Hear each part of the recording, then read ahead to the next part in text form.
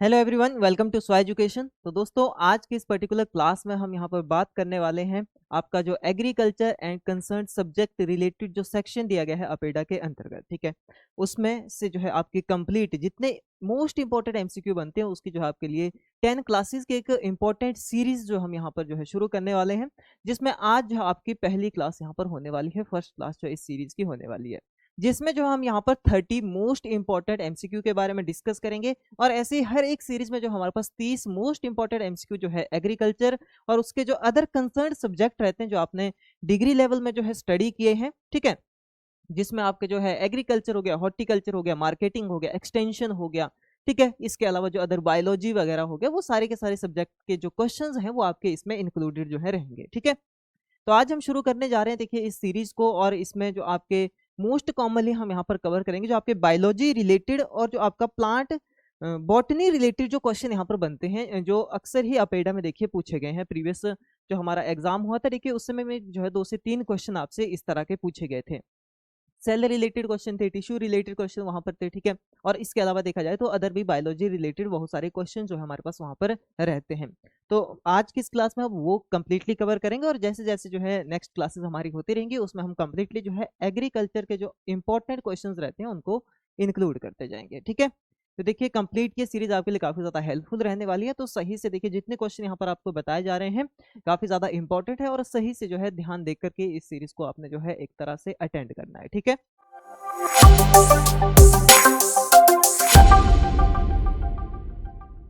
आगे बढ़ते देखिए क्लास में सबसे पहला जो क्वेश्चन है हमारे पास यहाँ पर उसके बारे में बात करेंगे, और ऐसे ही 30 क्वेश्चन हमारे पास जो है आगे रहेंगे।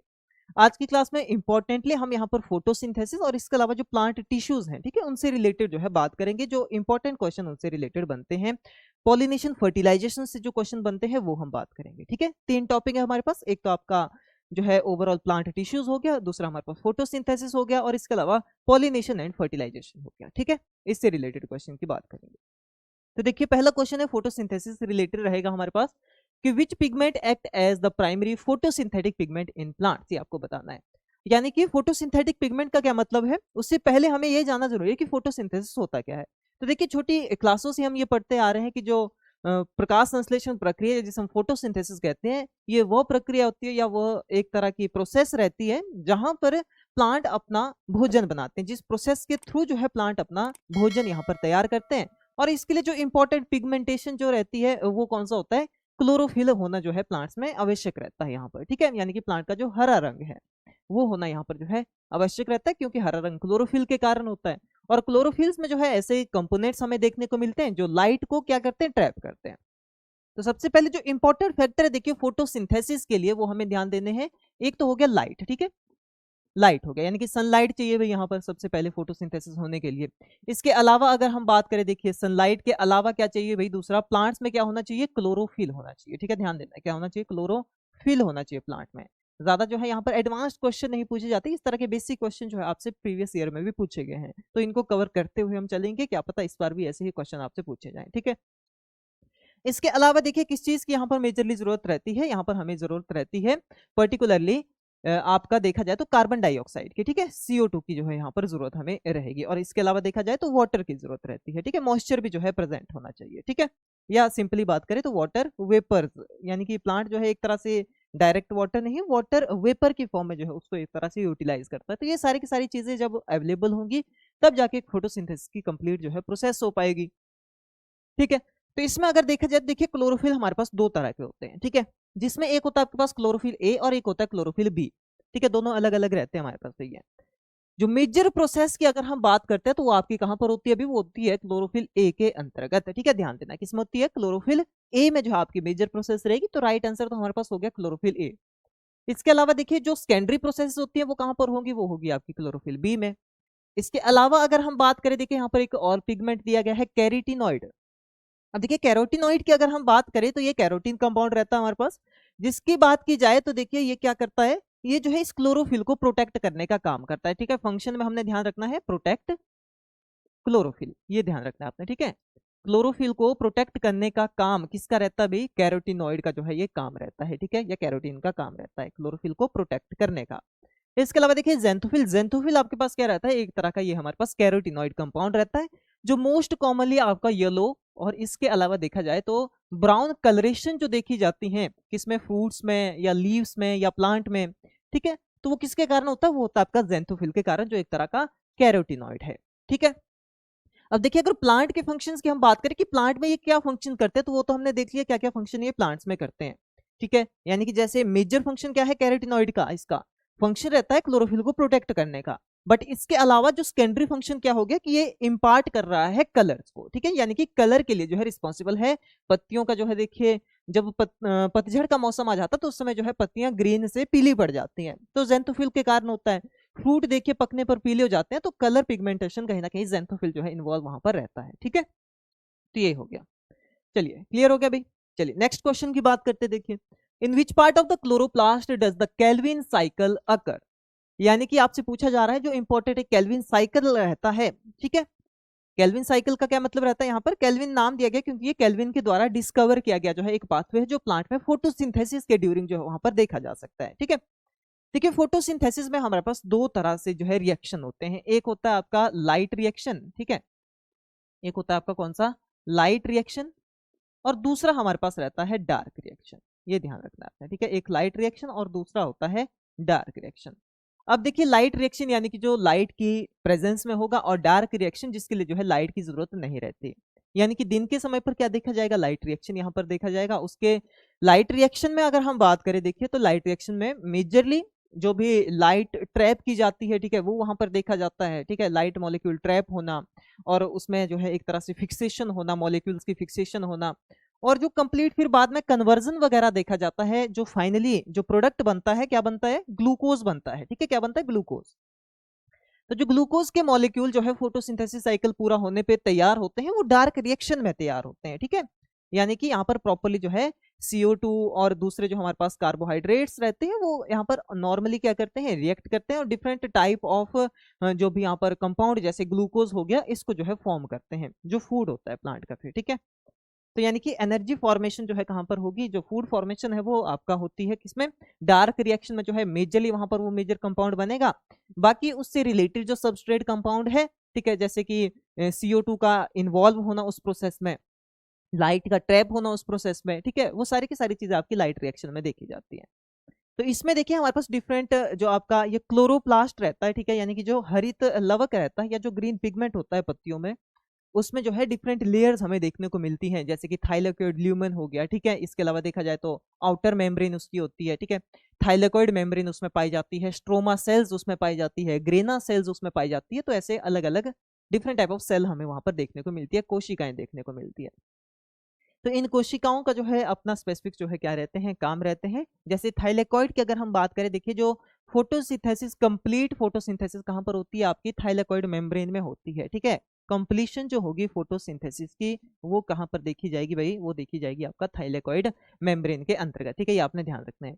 और इसके अलावा अगर हम यहाँ पर बात करें जो केल्विन साइकिल होता है, ठीक है, जो केल्विन साइकिल होता है आपका, ठीक है, केल्विन साइकिल कहां पर चलता है आपका, केल्विन साइकिल का ध्यान रखना, ये चलता है स्ट्रोमा के अंतर्गत, ठीक है। केल्विन साइकिल जो है आपका ये किसके अंतर्गत चलेगा, ये चलेगा आपका स्ट्रोमा के अंतर्गत, ठीक है, जो स्ट्रोमा सेल्स जो है पाई जाती है।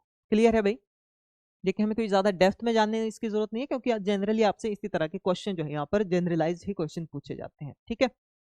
चलिए अगले क्वेश्चन की बात करें, देखिए what is the first stable product of the C3 और कैनविल साइकिल, ठीक है। तो ये देखिए और हमारे पास एक यहाँ पर ऑप्शन यहाँ पर बन गया कि जो आपका केल्विन साइकिल है उसे हम C3 साइकिल भी कहते हैं, ठीक है। C3 साइकिल का क्या मतलब रहता है, यानी कि एक तरह की एंजाइम डिपेंडेंट प्रोसेस होती है, ठीक है। जो आपका C3 साइकिल है ये कैसा होता है भाई, एंजाइम डिपेंडेंट प्रोसेस होती है, ठीक है, एंजाइम डिपेंडेंट प्रोसेस होती है। मोस्ट कॉमनली अगर देखा जाए तो आपका यहाँ पर जो है क्या देखने को मिलता है, कौन सा एंजाइम देखने को मिलता है, रूबिस्को एंजाइम जो है यहाँ पर इन्वॉल्व रहता है C3 साइकिल में। और यहाँ पर आपका कितना, 3 कार्बन एटम की फिक्सेशन होती है, ठीक है, ये आपने ध्यान रखना है। 3 कार्बन एटम्स की यहाँ पर क्या देखी जाती है, फिक्सेशन जो है देखी जाती है कंप्लीट एक साइकिल में, अगर हम यहाँ पर बात करें। और इसके अलावा हमारे पास क्या होते हैं, C4 प्लांट होते हैं, ठीक है, तो वहां पर जो है रूबिस्को की नीड नहीं रहती। और इसके अलावा देखा जाए तो वहां पर आपका 4 कार्बन एटम फिक्सेशन होती है C4 में, ठीक है। और साथ ही साथ बात की जाए देखिए C3 जो प्लांट है हमारे पास, इनकी जो है लो वाटर यूज एफिशिएंसी होती है, ठीक है, लो वाटर यूज एफिशिएंसी, ठीक है, यानी कि अगर हम इनको जितना भी पानी प्रोवाइड कर रहे हैं ये कम से कम ही उसको जो है सोख पाते हैं, ठीक है, और कम पानी में ही इनका जो है साइकिल एक तरह से कंप्लीटली चल पड़ता है।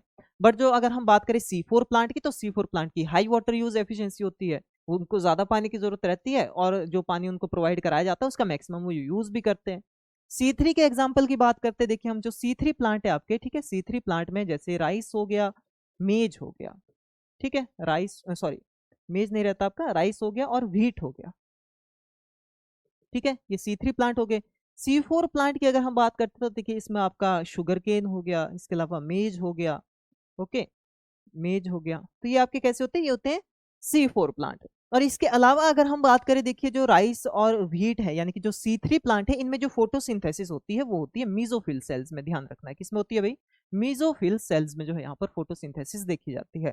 और अगर हम बात करें यहाँ पर C4 प्लांट में, तो C4 प्लांट में दो तरह की सेल होती है, यानी कि यहाँ पर मीजोफिल सेल भी होंगी, इस पर ध्यान देना, देखिए काफी इंपॉर्टेंट है, इसमें मीजोफिल सेल भी होंगी, प्लस जो है यहाँ पर हमारे पास बंडल शीथ सेल जो है इन्वॉल्व रहती है, कौन सी होगी, बंडल शीथ सेल, ठीक है, बंडल शीथ सेल्स, ओके। और इनको हम क्या कहते हैं, mesophyll cell plus bundle sheath cell की जो अरेंजमेंट होती है इसे हम क्रेंज एनोटमी कहते हैं भाई, ठीक है, क्रेंज एनोटमी जो है इसे कहा जाता है। तो आपने ध्यान देना है, क्रेंज एनोटमी जो है कहां पर पाई जाती है, क्रेंज एनोटमी आपकी देखने को मिलती है किसमें, जो C4 प्लांट्स रहते हैं, ठीक है, C4 प्लांट में आपका क्रेंज एनोटमी देखने को मिलती है, यानी कि दो तरह की सेल में जो है फोटोसिंथेसिस होगी। यहाँ पर देखा जाए तो सिर्फ और सिर्फ एक जो मीजोफिल सेल है इसी में क्या देखी जाएगी, फोटोसिंथेसिस जो है सिर्फ यहीं पर आपकी देखने को इसमें मिलती है, ठीक है, तो ये आपने ध्यान रखना है, ओके। क्रेंज एनोटमी काफी इंपॉर्टेंट आपके लिए रहता है। तो देखिए क्वेश्चन हमसे यहाँ पर क्या पूछा गया था भाई, क्वेश्चन पूछ रहा था कि आपका पर्टिकुलरली जो C3 यानी कि जो केल्विन साइकिल रहता है उसका जो स्टेबल प्रोडक्ट है वो क्या होता है, यानी कि जब पूरा हो जाता है भी केल्विन साइकिल तो लास्ट में कौन सा प्रोडक्ट जो है वहां पर मिलता है। तो ध्यान रखना है ऑप्शन सी राइट आंसर होगा यहाँ पर, ठीक है, कौन सा, ऑप्शन नंबर सी राइट हो जाएगा। क्या है, 3 PGI यानी कि जिसे हम फॉस्फोग्लिसरिक एसिड कहते हैं, ठीक है, 3 फॉस्फोग्लिसरिक एसिड। पाइरुवेट दिया गया है, पाइरुवेट का आपने ध्यान रखना है, ग्लाइकोलाइसिस प्रोसेस जो प्लांट में होती है, ठीक है, ग्लाइकोलाइसिस प्रोसेस जो होती है, ओके, तो इसमें क्या बनता है आपका पाइरुवेट जो है यहाँ पर बनता है। वहीं पर केल्विन जो आपका क्रैब साइकिल चलता है, ठीक है, क्रैब साइकिल ध्यान रखना है, क्रैब साइकिल में एक तरह से जो है ये सबस्ट्रेट के तौर पर काम करता है, यानी कि क्रैब साइकिल में ऑक्जेलोएस्टिक एसिड इन्वॉल्व होता है और इसके फिर क्या होते हैं यहाँ पर अलग अलग तरीके से देखा जाए तो इसकी जो है पर्टिकुलरली वहां पर रिएक्शन चलते हैं और डिफरेंट रिएक्शंस के थ्रू जो है अलग अलग सीरीज के थ्रू जो है ये गुजरता है, ठीक है। और आपने ध्यान देना है ग्लाइकोलाइसिस कैसी है, हमारे पास एन एरोबिक प्रोसेस है भाई, ठीक है, ध्यान देना इसमें कैसी प्रोसेस है, ये है एन एरोबिक प्रोसेस, ओके, ये काफी इंपॉर्टेंट है अभी आपके लिए, एन एरोबिक प्रोसेस जो है ये देखने को हमें मिलती है, ओके। बाकी काफी ज्यादा है आपके लिए, देखिए इससे संबंधित ये जानकारी, ठीक है। अगले क्वेश्चन पर आते हैं यहाँ पर, देखिए which of the following plants uses the CAM pathway. अगर हम बात करते हैं देखिए इन कैम पाथवे की, तो कैम पाथवे का मतलब क्या होता है मोस्ट कॉमनली यहाँ पर, जैसे हमारे पास पाथवेज के आधार पर तीन तरह के प्लांट्स रहते हैं, जैसे हमने C3 पाथवे देखा, हमने देखिए C4 पाथवे हमने देखा, तो उसके अलावा एक होता है कैम पाथवे जिसे हम क्रेसुलेशियन एसिड मेटाबॉलिज्म जो है यहाँ पर कहते हैं। यानी कि यहाँ पर क्या होता है, जो भी एनर्जी वगैरह यहाँ पर फॉर्म होती है मोस्ट कॉमनली जो है वो रिलीज होती है एसिड्स की फॉर्म में, ठीक है, एसिड्स की फॉर्म में। एसिड में भी देखा जाए तो कौन सा एसिड, मैलिक एसिड, ठीक है, कौन सा एसिड, मैलिक एसिड, ठीक है। जो एनर्जी रिलीज होता है यहाँ पर किस फॉर्म में होता है, मैलिक एसिड की फॉर्म में जो है यहाँ पर देखा जाता है क्रेसुलेशियन एसिड मेटाबॉलिज्म में। तो इसका एग्जांपल पूछा जा रहा है आपसे कि कौन से प्लांट में ये होता है, तो उससे पहले देखिए कुछ और कैरेक्टरिस्टिक के बारे में जानते हैं। C3 C4 के बारे में हमने बात कर ली है। जो आपका कैम प्लांट्स है मोस्ट कॉमनली इनमें जो वाटर यूज एफिशिएंसी वो काफी ज्यादा होती है अभी इनकी, ठीक है, वाटर यूज एफिशिएंसी कैसी होगी, यहाँ पर हाई वाटर यूज एफिशिएंसी इनकी होती है, ठीक है। और इसके अलावा देखा जाए यहाँ पर तो इनमें हम बात करें तो जो ट्रांसपिरेशन है, ठीक है, एक प्रोसेस होती है कौन सी, ट्रांसपिरेशन। ट्रांसपिरेशन का मतलब रहता है कि प्लांट्स जो है अपने जो उनके स्टोमेटा हो गए, रंध्र हो गए पत्तियों के, उसके थ्रू जो है वाटर का लॉस करा देता है, ठीक है, वाटर का लॉस होता रहता है, यानी कि वो जड़ों से पानी सोखता है, ठीक है, और प्रोसेसेस वगैरह के थ्रू और पत्तियों के जो स्टोमेटा है या जो अदर सेल्स है जैसे लेंटी सेल्स हो गया, ठीक है, तो उनके थ्रू जो है वो पानी का लॉस करा देता है वहां पर, ठीक है, पानी जो है उसमें से निकलता रहता है, ठीक है, पौधों से, तो उसे हम ट्रांसपिरेशन कहते हैं। बट इसमें अगर देखा जाए तो जो ट्रांसपिरेशन रेट है वो किस तरह का होता है भी ध्यान रखना है, वो होता है लो, ओके, कैसा होता है, लो ट्रांसपिरेशन रेट जो है यहाँ पर देखा जाता है, ये आपने ध्यान देना है। और लो ट्रांसपिरेशन रेट है क्योंकि इनमें मॉडिफिकेशन जो है काफी ज्यादा देखी जाती है जो कैम प्लांट्स हमारे पास रहते हैं। तो इसमें क्या हो जाएगा हमारे पास राइट आंसर भाई, सिंपल सी बात है कैक्टस, ठीक है, कौन सा हो जाएगा कैक्टस। ये कैसे एरिया में पाए जाते हैं ये भी ध्यान रखना आपने, एरिड रीजन हो गया, ठीक है, सेमी एरिड रीजन हो गया, या जो ड्राउट वाले रीजन रहते हैं, ठीक है, जो ड्राउट कंडीशन वाले रीजन रहते हैं जहां पर सूखा संभावित जो क्षेत्र होते हैं, ठीक है, जैसे कि आपके रेगिस्तान वाले एरियाज हो गए, तो वहां पर हमें क्या देखने को मिलते हैं, कैक्टस वहां पर देखने को मिलते हैं, जिन्हें हम बोटेनिकली अपंशिया स्पीशीज कहते हैं भाई, क्या कहते हैं इन्हें, अपंशिया स्पीशीज जो है कहा जाता है भाई, ठीक है। तो ये अपंशिया स्पीशीज हमें कहां पर देखने को मिलते हैं, रेगिस्तान में देखने को मिलते हैं। तो वहां पर देखिए ट्रांसपिरेशन कम होती है क्योंकि उनको अपने पानी को बचाना रहता है, कंजर्व करना रहता है वाटर को, और इसलिए उनमें ट्रांसपिरेशन रेट कम होता है, और जितना वाटर उनके पास अवेलेबल है उसी को वो जो है बिल्कुल जो है प्रॉपर तरीके से अपने प्रोसेसेस में इस्तेमाल में लाते हैं, ठीक है। तो ऐसे प्लांट्स क्या होते हैं भाई आपके, इसे जो है हम क्या कहते हैं, केएमओ प्लांट्स कहते हैं, या क्रेसुलेशियन एसिड मेटाबॉलिज्म जो है इसे कहा जाता है। क्लियर हो गया भाई, ठीक है। चलिए अगले क्वेश्चन पर आते हैं। देखिए photo respiration is a wasteful process that primarily affects which type of plant. देखिए फोटो रेस्पिरेशन के बारे में पूछा गया आपसे कि फोटो रेस्पिरेशन एक वेस्टफुल प्रोसेस होती है। वेस्टफुल यानी कि कैसी होगी ये, जो एक तरह से काम लायक नहीं है, यानी कि एक तरह के इररिलेवेंट प्रोसेस है जो पौधे में नहीं होनी चाहिए थी बट फिर भी वहां पर होती है, किसी परिस्थितियों में देखी जाती है। तो इसकी जो कंडीशन होती है, किन किन कंडीशन में जो है ये प्रोसेस देखी जाती है, इसकी अगर हम बात करें तो देखिए जब ऑक्सीजन ज्यादा हो जाए, ठीक है, ऑक्सीजन लेवल जब क्या हो जाए, हाई हो जाए, ध्यान रखना है, और जो CO2 लेवल है वो रिड्यूस्ड रहे जब, ठीक है, रिड्यूस्ड CO2 लेवल रहता है, CO2 के काफी कम मॉलिक्यूल होते हैं, और ऑक्सीजन के जो है काफी ज्यादा मॉलिक्यूल अगर यहाँ पर रेस्पिरेशन या रेस्पिरेशन के समय पर वहां पर प्रेजेंट हो, ठीक है, वातावरण में या आसपास में, या पौधा उसको यूज करे भाई ज्यादा से ज्यादा ऑक्सीजन को, CO2 काफी कम है उसमें, ठीक है, और ऐसे एनवायरमेंट में अगर पौधा रहता है जहां पर ऑक्सीजन काफी ज्यादा हो, ठीक है, ऑक्सीजन प्रेशर काफी ज्यादा हो, CO2 कम हो, तो ये आपने ध्यान रखना है। तो ऐसे जगह पर क्या देखी जाती है, पौधों में जो है फोटो रेस्पिरेशन जो है देखी जाती है, ठीक है। जनरली जो है पौधे आपके रात के टाइम पर जो है यहाँ पर रेस्पिरेशन करते हैं, ठीक है, नॉर्मली अगर देखा जाए, ये जो है दिन में भी देखी जा सकती है भाई, ठीक है, लाइट की प्रेजेंस में जो है देखी जा सकती है, इसलिए से फोटो रेस्पिरेशन भी कहते हैं।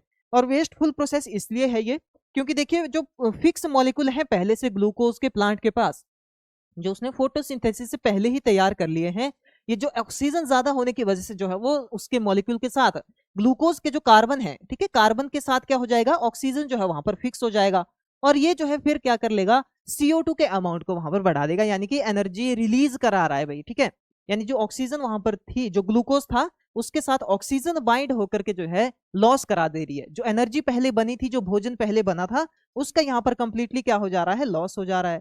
तो ये कैसी है, इसलिए से वेस्टफुल प्रोसेस माना जाता है भाई, ओके, ध्यान देना है, कैसी मानी जाती है, वेस्टफुल प्रोसेस जो है इसीलिए इसे कहा जाता है। तो आपने ध्यान देना है ये किस प्लांट में देखी जाती है भाई, या आपका मोस्ट कॉमनली जो है C3 प्लांट्स के अंतर्गत देखी जाती है, ओके, क्लियर भाई, किसमें देखी जाती है, C3 प्लांट्स में ये देखी जाती है। तो देखिए इन तीन प्लांट के बारे में हम जान गए, C3 क्या है, C4 क्या है, कैम क्या है। एक आया देखिए हमारे पास यहाँ पर हेलोफाइट्स। हेलोफाइट्स का क्या मतलब होता है, हेलो जो टर्म है वो की जाती है यूज किसके लिए, सॉल्ट्स के लिए, ठीक है, जहां पर सॉल्ट्स ज्यादा हो, कैल्शियम, मैग्नीशियम, सोडियम, ठीक है, जो सॉल्ट जहां पर ज्यादा है, हेलो टर्म यूज की जाती है। फाइट टर्म किस लिए यूज की जाती है भाई, प्लांट्स के लिए यूज की जाती है, ठीक है, फाइट्स का मतलब क्या होता है, प्लांट्स होता है। तो यानी कि सॉल्ट कंडीशन में जो प्लांट्स जो है डेवलप होते हैं उन्हें क्या कहते हैं हम भाई, उन्हें जो है हेलोफाइट्स कहा जाता है, यानी कि जो सलाइन कंडीशन में डेवलप होने वाले प्लांट्स होते हैं क्या कहलाते हैं, हेलोफाइट्स कहलाते हैं, ठीक है, तो ध्यान रखना है इनके बारे में। चलिए अगले क्वेश्चन पर आते हैं। देखिए which scientist demonstrated the photolysis of water during the light reaction of photosynthesis. किस साइंटिस्ट के द्वारा ये बताया गया था कि जो देखिए यहाँ पर जो आपका प्रोसेस होती है, ठीक है, जो लाइट रिएक्शन होता है फोटोसिंथेसिस का, उस समय पर जो है वाटर मॉलिक्यूल की क्या होती है, फोटोलाइसिस होती है, यानी कि जो पानी है वो लाइट की प्रेजेंस में जो है यहाँ पर टूटता है, ठीक है, उसकी जो है एक तरह से हाइड्रोजन अलग ऑक्सीजन अलग, ठीक है, इस तरह से उसकी क्या देखी जाती है, लाइसिस देखी जाती है। तो आपने ध्यान देना है, देखिए साइंटिस्ट का नाम याद रखना है, किसके द्वारा ये कहा गया था, हिल के द्वारा कहा गया था, ठीक है, किसके द्वारा, हिल के द्वारा कहा गया था। अगला देखिए नेक्स्ट क्वेश्चन हमारे पास, the Z scheme in photosynthesis refer to. देखिए एक तरह का फिनोमिनन जो फोटोसिंथेसिस के टाइम पर चलता है, इनमें से कोई ना कोई वो एक फिनोमिनन है जिसको हम जेड स्कीम के नाम से भी जानते हैं। देखिए काफी इंपॉर्टेंट क्वेश्चन हो सकता है आपके लिए, ठीक है, जेड स्कीम के नाम से किस फिनोमिनन को हम कहते हैं। तो इसमें आपने ध्यान देना है, किसे कहा जाता है भाई, flow of electron forming NADPH, ठीक है, ये आपने ध्यान रखना है, ठीक है, फ्लो ऑफ इलेक्ट्रॉन्स जब जो है फोटोसिंथेसिस के टाइम पर यहाँ पर होता है, और फिर क्या बनता है भाई यहाँ पर NADPH कंपाउंड जो है यहाँ पर फॉर्म होते हैं, एनर्जी कंपाउंड यहाँ पर फॉर्म होते हैं, ठीक है। तो उसे हम क्या कहते हैं, उसे हम जेड स्कीम के नाम से जानते हैं, उस फ्लो ऑफ इलेक्ट्रॉन की जो प्रोसेस रहती है कंप्लीट, ठीक है। ये ध्यान देना आपने।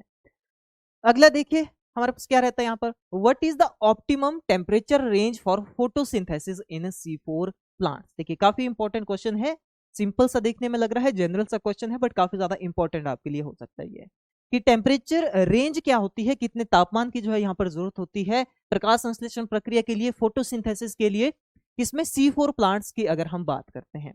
तो देखिए आपने ध्यान देना यहाँ पर, जब C4 प्लांट्स की बात आए, ठीक है, तो आपने ध्यान देना जैसे शुगर केन है या मेज है, ठीक है, शुगर केन हो गया या इसके अलावा मेज हो गया हमारे पास, ठीक है।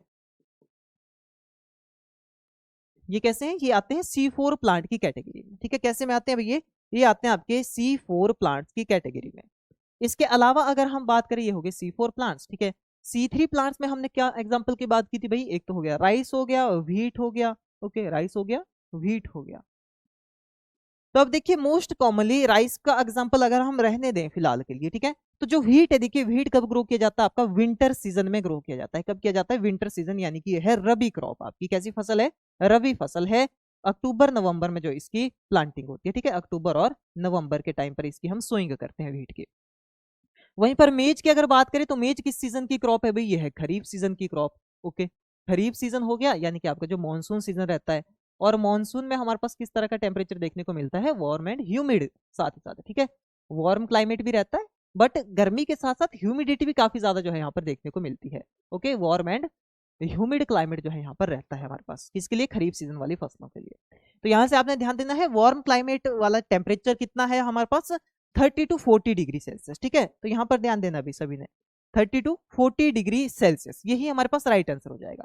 यानी C4 प्लांट्स जो आपके वार्म टेम्परेचर में उगते हैं, तो वो वार्म टेम्परेचर है 30 से 40 डिग्री का। और जो C3 प्लांट हमारे पास होंगे, देखिए, ठीक है, ध्यान देना इस पे भी, C3 प्लांट जो होंगे, जैसे हमने बात की, व्हीट है, विंटर सीजन वाली क्रॉप है, ठीक है, विंटर सीजन में उगती है, ठंड के मौसम में उगती है। तो इसमें क्या हो जाएगा भाई, हमारे पास राइट आंसर कौन सा हो जाएगा यहाँ पर, 15 to 25, ठीक है, ये C3 प्लांट्स के लिए हो जाएगा। और C4 प्लांट्स के लिए हमारे पास कौन सा है यहाँ पर, 30 to 40 डिग्री सेल्सियस, ठीक है। टेम्परेचर जो ठंडी के टाइम पर यहाँ पर रहेगा, विंटर सीजन के टाइम पर रहेगा, वो 15 से 25 डिग्री तक का रहेगा। तो वो C3 प्लांट्स के लिए, फोटोसिंथेसिस के लिए टेम्परेचर अच्छा रहता है। वहीं पर C4 के लिए 30 से 40 डिग्री, ठीक है। इस तरह से आपने सीजन के अकॉर्डिंग जो आप यहाँ पर याद रख सकते हैं इसको, ठीक है। आगे देखिए नेक्स्ट बात करते हैं, which phenomenon describe that the rate of photosynthesis is determined by the most limiting factor. बताइए, इसमें से अगर हम बात करें, देखिए एक लॉ है पर्टिकुलरली, उस लॉ के अकॉर्डिंग ये कहा गया कि जो फोटोसिंथेसिस का रेट है, कि फोटोसिंथेसिस जो है यहाँ पर ज्यादा अच्छी हो रही है या सही हो रही है, इंक्रीज्ड वे में हो रही है, डिक्रीज्ड वे में हो रही है, फोटोसिंथेसिस जो है हाईली एफिशिएंट है या लो तरीके से वहां पर हो रही है। तो इस चीज को कौन डिसाइड करता है यहाँ पर, और यहाँ पर बता भी दिया गया कि वो लिमिटिंग फैक्टर डिसाइड करता है, यानी कि पर्टिकुलर अगर किसी भी न्यूट्रेंट की अगर कमी रह जाए, ठीक है, यानी कि जैसे मोस्ट एसेंशियल न्यूट्रेंट कितने होते हैं, 17 एसेंशियल न्यूट्रेंट होते हैं, ध्यान रखना कितने होते हैं भाई, 17 एसेंशियल न्यूट्रेंट रहते हैं, जो क्राइटेरिया ऑफ एसेंशियलिटी कहलाता है, और आर्नन एंड स्टाउट के द्वारा, इन दो साइंटिस्ट के द्वारा जो है ये प्रोवाइड किया गया था, आर्नन एंड स्टाउट 1939 में, ठीक है, 1939 में जो है ये क्राइटेरिया इनके द्वारा दिया गया था, जिसके अकॉर्डिंग बताया गया यहाँ पर कि लगभग कितने 17 एसेंशियल न्यूट्रेंट होते हैं भाई, कितने होते हैं, 17 एसेंशियल न्यूट्रेंट होते हैं, ठीक है। और इन 17 एसेंशियल न्यूट्रेंट में से अगर किसी भी न्यूट्रेंट की अगर कमी हो जाती है, देखिए, तो उस न्यूट्रेंट की कमी सिर्फ वही न्यूट्रेंट पूरी कर सकता है, ये इनके कहने का मतलब था। इसके अलावा जो है, ठीक है, ऐसा नहीं कि कोई दूसरा न्यूट्रेंट जो है उसको रिप्लेस कर सके, ऐसा नहीं है, जिस न्यूट्रेंट की कमी है वही डालना पड़ेगा, यानी कि नाइट्रोजन की कमी है तो नाइट्रोजन ही देनी पड़ेगी पौधे में, फॉस्फोरस ज्यादा बढ़ा करके देने में से जो है नाइट्रोजन की कमी पूरी नहीं होने वाली है, ठीक है। तो ये क्राइटेरिया ऑफ एसेंशियलिटी यहाँ पर कहता है। और साथ ही साथ तीसरा क्राइटेरिया इनके द्वारा ये कहा गया था कि जो भी न्यूट्रिएंट है ये डायरेक्ट प्लांट के मेटाबॉलिज्म में वर्क करते हैं, या जो प्लांट की मेटाबॉलिक प्रोसेसेस जैसे फोटोसिंथेसिस मेटाबॉलिक प्रोसेस है, तो इसमें वो डायरेक्टली इन्वॉल्व होते हैं। तो देखिए यहाँ पर एक लॉ के अकॉर्डिंग जो है ये कहा गया, इससे रिलेटेड ही रहा ये हमारे पास, कि ये फोटोसिंथेसिस कितनी अच्छे तरीके से हो रही है, कितना जो है खराब तरीके से हो रही है, तो वो लिमिटिंग फैक्टर पर डिपेंड करता है, यानी कि जिस चीज की कमी है वहां पर, जिस न्यूट्रिएंट की कमी है, चाहे पानी की ही कमी हो, चाहे लाइट की ही कमी हो, बट अगर किसी चीज की कमी वहां पर हो रही है तो उसी का जो है यहाँ पर ज्यादा इफेक्ट पड़ेगा फोटोसिंथेसिस का, अच्छा या ना अच्छा होने में। ठीक है, तो ये जो है अगर हम बात करें, देखिए किस क्राइटेरिया के अकॉर्डिंग ये कहा गया था आपका, ये जो है कहा गया था आपका ब्लैकमैन्स लॉ के अकॉर्डिंग जो है ये रहता है हमारे पास। ठीक है, ये आपने ध्यान देना है, कौन सा लॉ था वो, ब्लैकमैन्स लॉ रहता है। ओके, ध्यान देना है कि जो फोटोसिंथेसिस की एफिशिएंसी है, देखिए ठीक है, या जो रेट ऑफ फोटोसिंथेसिस है वो लिमिटिंग फैक्टर पर जो है यहाँ पर डिपेंड करता है। ओके, कि अच्छी होनी है वो या कम एफिशिएंट होनी है, तो वो जो है ब्लैकमैन्स लॉ के अकॉर्डिंग हमारे पास ये देखने को मिलता है। अगले क्वेश्चन की बात करें, देखिए what is ATP is to NADPH ratio required per CO2 molecule fixed in the Kelvin cycle। ये आपको देखिए बताना है। ये देखिए डायरेक्ट क्वेश्चन ये पूछा जा सकता है कि ATP और NADPH का जो रेशियो है जो CO2 मॉलिक्यूल को फिक्स करने के लिए जो है यहाँ पर एसेंशियल रहता है, जब जो है केल्विन साइकिल की हम बात करते हैं, यानी कि केल्विन साइकिल यानी कि कौन सा, C3 साइकिल की जब हम यहाँ पर बात करते हैं, तो क्या रेशियो जो है यहाँ पर रहता है। तो ध्यान देना है कितना रेशियो रहता है भाई, 3:2 का रेशियो रहता है। ठीक है, कितना रहता है, 3:2 का रेशियो रहता है। क्लियर है। आगे देखिए, who propose the cell theory. देखिए अब सेल रिलेटेड बात करेंगे हम। सेल थ्योरी जो है किसके द्वारा प्रोवाइड की गई, किसके द्वारा जो है दी गई। तो देखिए अगर पूछा जाता है कि सेल की डिस्कवरी किसके द्वारा की गई, ठीक है, अगर पूछा जाता है आपसे सेल की डिस्कवरी किसके द्वारा की गई, तो राइट आंसर हो जाता है हमारे पास रॉबर्ट हुक। ठीक है, discovery of cell. Okay, discovery of cell की अगर बात हो तो रॉबर्ट हुक जो है राइट आंसर हो जाएगा हमारे पास। बट यहां पर पूछा जा रहा है सेल थ्योरी के बारे में, तो सेल थ्योरी किसके द्वारा दी गई थी भाई, ऑप्शन बी राइट आंसर होगा। ठीक है, इस तरह से ऑप्शन बी हमारे पास जो है राइट आंसर रहेगा, ध्यान देना है। यानी कि शेल्डन एंड श्वान के द्वारा जो है सेल थ्योरी प्रोवाइड की गई थी, इनके द्वारा जो है सेल थ्योरी दी गई थी। ठीक है, काफी बेसिक सा क्वेश्चन रहता है। आगे देखिए, which structure in a plant cell is responsible for maintaining turgor pressure. देखिए टर्गर प्रेशर क्या होता है, जैसे कि ओवरऑल अगर हम एक सेल की बात करते हैं, ठीक है, जैसे हमने सेल की बात की कि ये जो है एक प्लांट सेल है। ओके, अब इसी प्लांट सेल में जो हमारे पास क्या देखने को मिलेगा, इसमें न्यूक्लियस देखने को मिलेगा, और सबसे जो लार्जेस्ट जो जगह घेरता है वो कौन यहाँ पर घेरता है, वैक्यूल जो पार्ट रहता है। ठीक है, वैक्यूल हो गया, वो जो है यहाँ पर लार्जेस्ट जगह घेरता है। इसके अलावा देखा जाए तो माइटोकॉन्ड्रिया हो गया या क्लोरोप्लास्ट वगैरह हो गया, तो वो सारी चीजें जो है यहाँ पर सेल के अंतर्गत हमें देखने को मिलती है, सेल के अंदर पाई जाती है। सबसे बाहर अगर प्लांट सेल की बात करते हैं, देखिए तो सबसे बाहर की जो मेम्ब्रेन होती है उसे हम सेल वॉल कहते हैं। क्या कहते हैं उसे, सेल वॉल कहा जाता है। ठीक है, कोशिका भित्ति उसे कहते हैं। इसके बाद इसके अंदर एक और मेम्ब्रेन रहती है भाई, वो भी ध्यान देना आपने। ठीक है, इसके अंतर्गत एक और मेम्ब्रेन पाई जाती है। सबसे बाहर होगी कौन सी, वॉल, और उसके अंदर होगी सेल मेम्ब्रेन, वो आपने ध्यान देना है क्या होती है, सेल मेम्ब्रेन। ओके, और अगर हम एनिमल सेल की बात करें तो एनिमल सेल में जो है सेल वॉल एब्सेंट रहती है एनिमल सेल में, क्योंकि इसमें जो है सेल वॉल प्रेजेंट नहीं होती है एनिमल सेल में। और सेल वॉल बनी किस चीज से होती है भाई, सेल वॉल बनी होती है आपका सेलुलोज। ठीक है, इसमें रहता है सेलुलोज हो गया। ठीक है, कंपोजिशन भी कई बार पूछ लिया जाता है। ठीक है, सेलुलोज हो गया, हेमी सेलुलोज हो गया।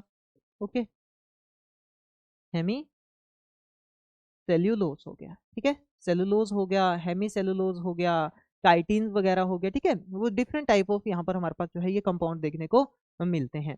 ठीक है, लिग्निन हो गया। ठीक है, तो ये कंपाउंड जो है यहाँ पर इन्वॉल्व हो सकते हैं, जैसे लिग्निन हो गया। ओके, काइटिन नहीं, सॉरी, लिग्निन। ठीक है, ये चीजें आपके पास जो है सेल वॉल को कंपोज करने में मदद करती है। इसलिए जो प्लांट है, देखिए पौधे होते हैं कैसे, काफी ज्यादा सख्त होते हैं, मजबूत होते हैं भाई। ठीक है, तो इनके कारण से होती है वो, सेल वॉल के कारण। और एनिमल में जो है इस तरह से नहीं देखा जाता, ह्यूमन में नहीं देखा जाता इस तरह से। ओके, तो उनमें जो है सिर्फ बाहर सेल वॉल रहती है। तो अब टर्गर प्रेशर क्या है, जैसे अंदर इसमें जो है क्या भरा होता है, साइटोप्लाज्म भरा होता है, यानी कि जो लिक्विड मटेरियल होता है उसे हम क्या कहते हैं, साइटोप्लाज्म कहते हैं। और साइटोप्लाज्म प्लस ये जो जितने ऑर्गेनलीज होती हैं उसे सभी को मिलाकर के क्या कहा जाता है भाई, उसे कहा जाता है प्रोटोप्लास्ट। ठीक है, क्या कहलाता है वो, प्रोटोप्लास्ट कहलाता है, ये भी ध्यान देना है। ठीक है, ऑर्गेनली होगी, जितने अंग है सेल के अंतर्गत सारे के सारे, प्लस साइटोप्लाज्म यानी कि जो लिक्विड मटेरियल है जिसमें वो सारे के सारे पार्ट जो है तैर रहे हैं। ठीक है, दोनों को मिलाकर के हम प्रोटोप्लास्ट कहते हैं। तो ये जो प्रोटोप्लास्ट है, देखिए ये प्रेशर एक्सर्ट करता है, यानी कि प्रोटोप्लास्ट अंदर है। अब देखिए पर्टिकुलरली ये प्रेशर तो एक्सर्ट करेगा ही, क्योंकि ये इसके अंतर्गत पाया जा रहा है, इससे ये बाउंड है मेम्ब्रेन से और सेल वॉल से। तो जब ये अंदर से प्रेशर एक्सर्ट करता है इन सेल मेम्ब्रेन पर या सेल वॉल पर, ठीक है, जो अंदर का प्रोटोप्लास्ट है वो प्रेशर एक्सर्ट करता है, उस प्रेशर को हम टर्गर प्रेशर कहते हैं। ठीक है, क्या कहते हैं उसे, टर्गर प्रेशर जो उसे कहा जाता है। तो यहाँ पर जो टर्गर प्रेशर है सेल में किसके द्वारा जो है मेंटेन किया जाता है, ये आपको जो है बताना है। देखिए बिल्कुल सिंपल आंसर हमारे पास यहाँ पर हो जाएगा इसका, किसके द्वारा मेंटेन होता है भाई, टर्गर प्रेशर को मेंटेन कौन करता है, वैक्यूल करता है। जैसे हमने बात की यहाँ पर कि सबसे लार्ज साइज का जो पार्ट है जिसे हम डस्टबिन ऑफ सेल भी कहते हैं भाई, क्या कहा जाता है इसे? डस्टबिन ऑफ सेल इसे कहा जाता है, क्योंकि जो भी डस्टबिन ऑफ सेल, तो मोस्ट कॉमनली जो भी यहाँ पर डेड सेल्स वगैरह हो गए या दूसरे जो कंपाउंड्स वगैरह रहते हैं उसको जो है सेल कहाँ पर भेजती है? डायरेक्ट इस वैक्यूल में भेजती है, और सबसे लार्ज पार्ट ये रहता है यहाँ पर। तो ये जो है टर्गर प्रेशर को रेगुलेट करने का काम करता है सेल में, ठीक है।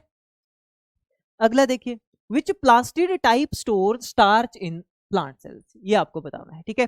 प्लास्टिड में हमारे पास जो है देखा जाए तो प्लास्टिड के अंतर्गत हमारे पास अलग अलग कंपाउंड देखने को मिलते हैं, ठीक है, जो कलर के लिए ज्यादातर अगर देखा जाए तो कलर के लिए जो है रिस्पॉन्सिबल होते हैं, ठीक है। प्लांट में आप देखते हैं किसी प्लांट की पत्तियां जो है लाल दिखती हैं, हरी पीली दिखती हैं, अलग अलग कलर की दिखती हैं, तो उसके लिए प्लास्टिड में अलग अलग पिगमेंट जो है होते हैं, जैसे अमाइलोप्लास्ट, क्रोमोप्लास्ट, क्लोरोप्लास्ट, ठीक है, और एलियोप्लास्ट, ठीक है। ये डिफरेंट टाइप ऑफ जो एक तरह की हमारे पास कलर प्रोवाइड करने वाले जो पिगमेंट है ये यहाँ पर देखे जाते हैं।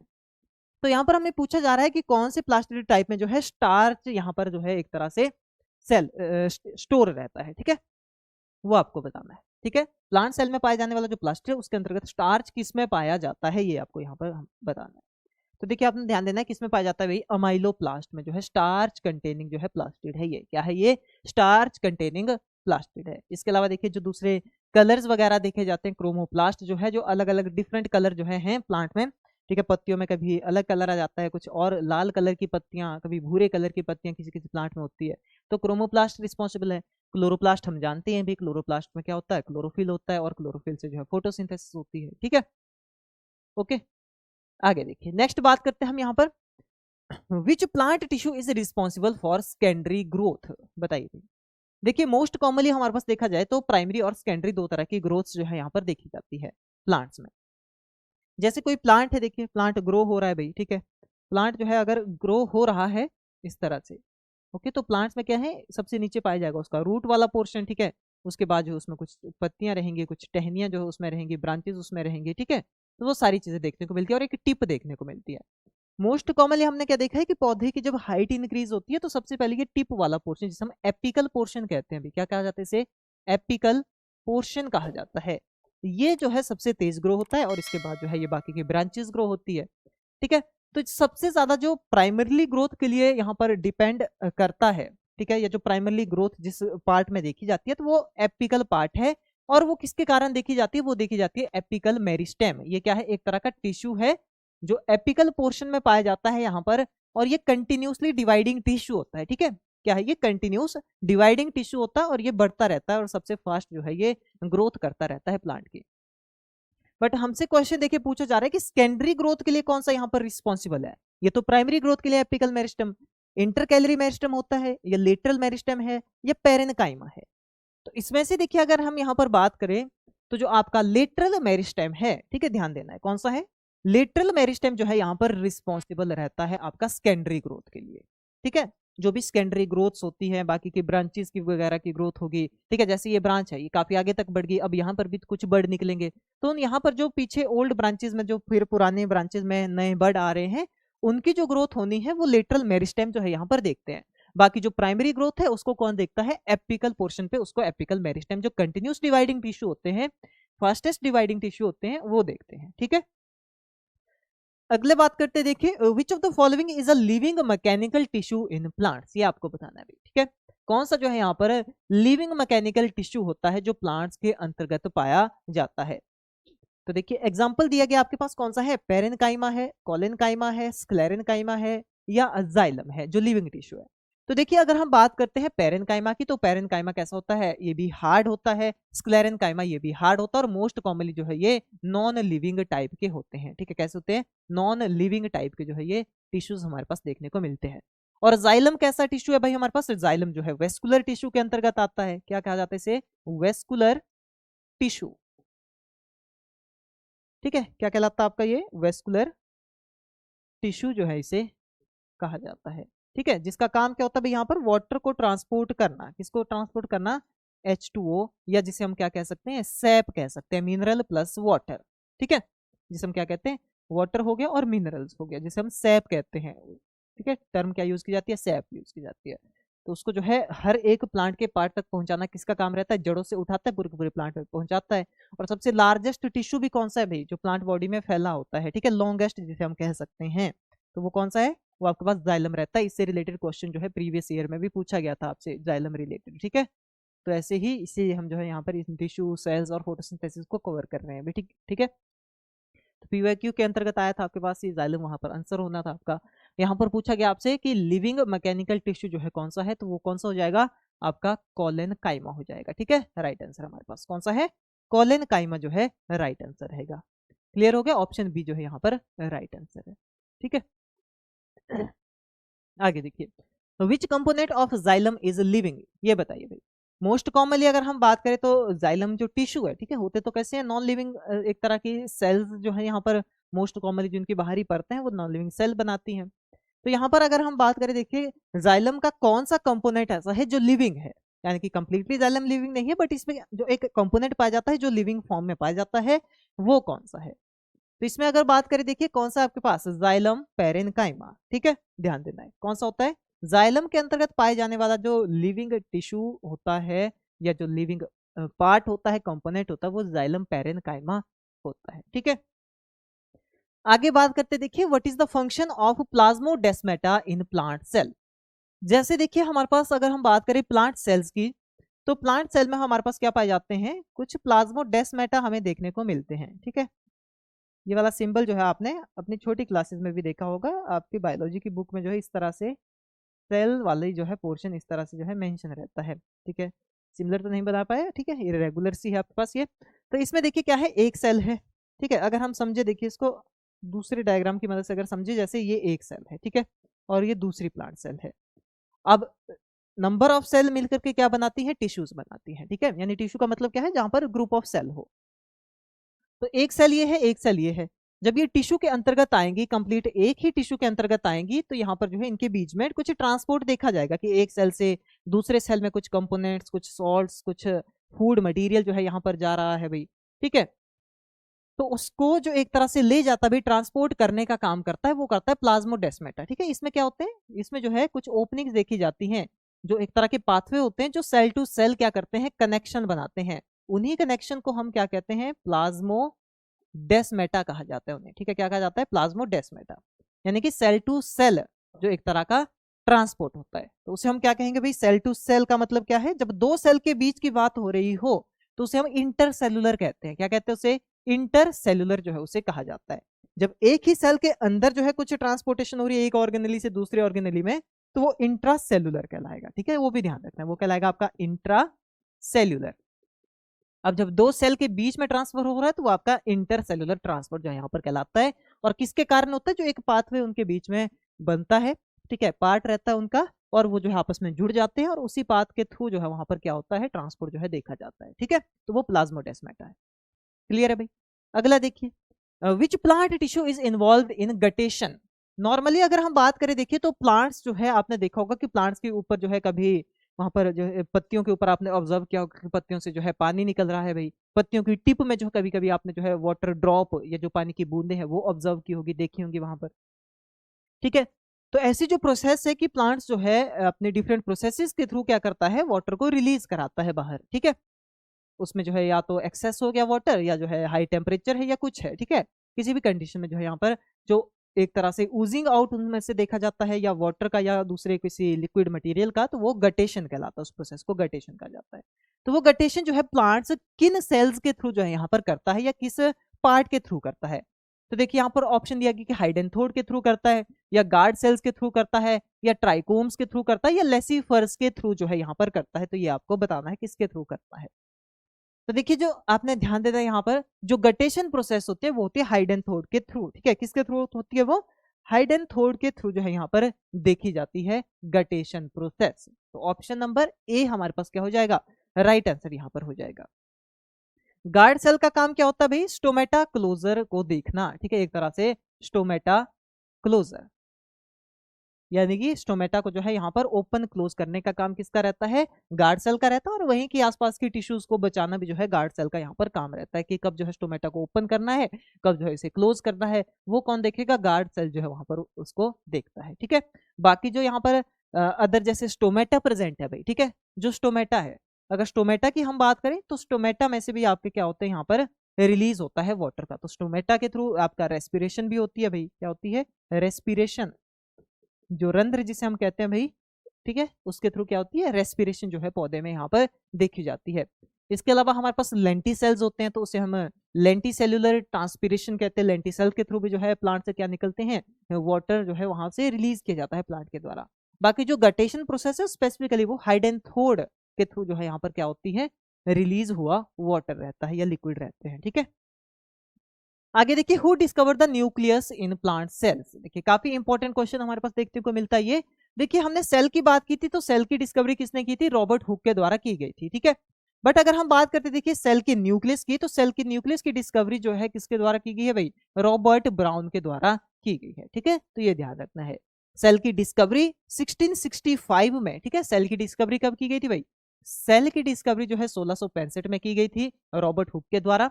वहीं पर जो है रॉबर्ट ब्राउन के द्वारा क्या किया गया है, न्यूक्लियस की डिस्कवरी जो है की गई है, कोशिका का जो केंद्रक है उसको ढूंढा गया। अगला क्वेश्चन देखिए, which of the following tissue is involve in the transport of food in plants. तो देखिए जैसे हमने बात की कि जो वाटर हो गया प्लस मिनरल्स हो गया उसको ट्रांसपोर्ट करने का काम किसका भाई, जाइलम का रहता है, ठीक है। तो यहाँ पर अगर हम बात करें, ठीक है, तो ये तो हो गया सेप के लिए यानी कि वाटर प्लस मिनरल्स के लिए। बाकी दूसरी तरफ जो फ्लोइम रहता है, देखिए फ्लोइम का काम होता है फूड, यानी कि जो पत्तियों में फूड बन रहा है उसको प्लांट के हर एक पार्ट तक पहुंचाना फ्लोइम का काम होता है। और दोनों किस तरह के टिश्यू है भाई, इन्हें हम कहते हैं वेस्कुलर, ठीक है, इसे हम कहते हैं क्या, वेस्कुलर टिश्यूज इन्हें कहा जाता है। ओके, ध्यान देना क्या कहलाते हैं ये वेस्कुलर टिश्यूज, या इन्हें हम वेस्कुलर बंडल्स भी कहते हैं। ओके, वेस्कुलर टिश्यू या वेस्कुलर बंडल्स कहलाते हैं ये। नेक्स्ट क्वेश्चन है देखिए, who coined the term pollination. Pollination जो टर्म है किसके द्वारा जो है दी गई है। पॉलिनेशन देखिए काफी सिंपल सी हमारे पास एक प्रोसेस होती है कि यहाँ पर क्या होता है, जो एक तरह का जो फ्लावर हमारे पास है, ठीक है, एक जो है फ्लावर ए है, ये हमारे पास फ्लावर बी है, ठीक है। तो पॉलिनेशन का यहाँ पर मतलब क्या होता है कि ये फ्लावर है फीमेल फ्लावर, ठीक है, ध्यान देना ये कैसा है, ये फीमेल फ्लावर है, और ये हमारे पास कैसा है मेल फ्लावर है मान लीजिए, ठीक है। तो यहाँ पर मेल फ्लावर में प्रेजेंट होते हैं क्या, एंथर प्रेजेंट होगा, ठीक है, क्या प्रेजेंट होगा भाई, एंथर प्रेजेंट होगा, जहां पर पॉलन ग्रेन बनेंगे जो मेल गैमेट को कैरी करते हैं। और दूसरी तरफ क्या होता है, यहाँ पर स्टिग्मा होता है, क्या होता है, स्टिग्मा होता है, फीमेल फ्लावर में स्टिग्मा होगा। और स्टिग्मा की अगर हम बात करें देखिए, तो स्टिग्मा जो है पॉलन को क्या करती है, लैंड करती है अपने ऊपर, ठीक है। तो यहाँ पर देखिए पॉलिनेशन प्रोसेस का मतलब ही ये रहता है कि ये जो एंथर में जो पॉलन ग्रेन बने हैं वो एंथर से कहां पर जाएंगे, स्टिग्मा पर जाएंगे, ठीक है।